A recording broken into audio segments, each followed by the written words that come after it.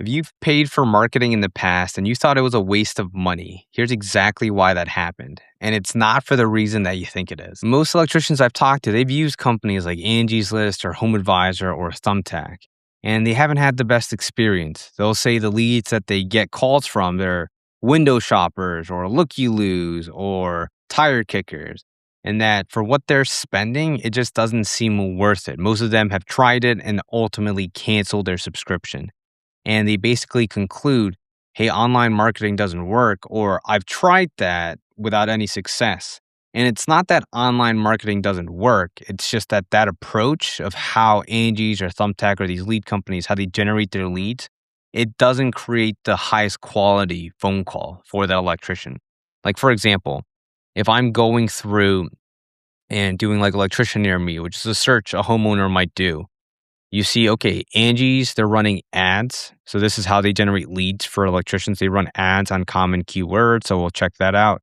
And then Thumbtack, they rank. So they do SEO to rank for these common key terms as well.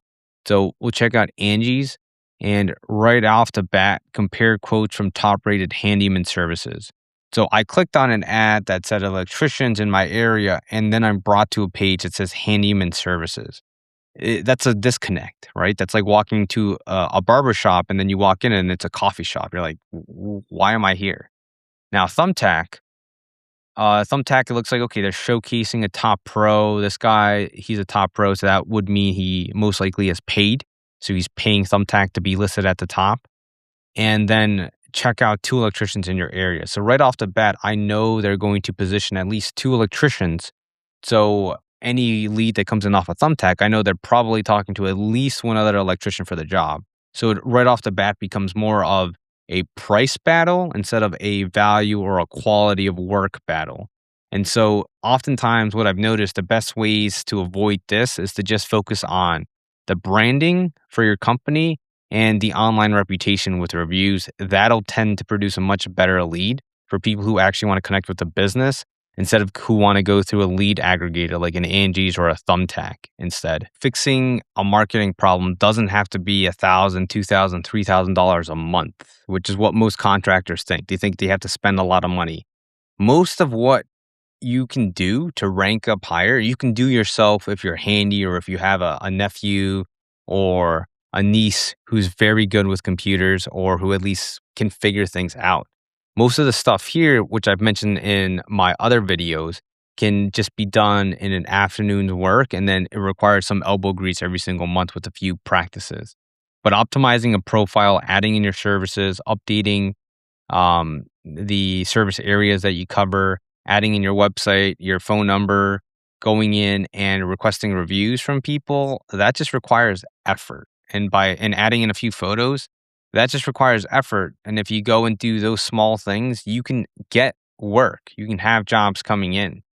And like even from my company's perspective, right? I wouldn't necessarily say we're the cheapest option, but we're definitely an efficient option. We charge $297 a month to electricians.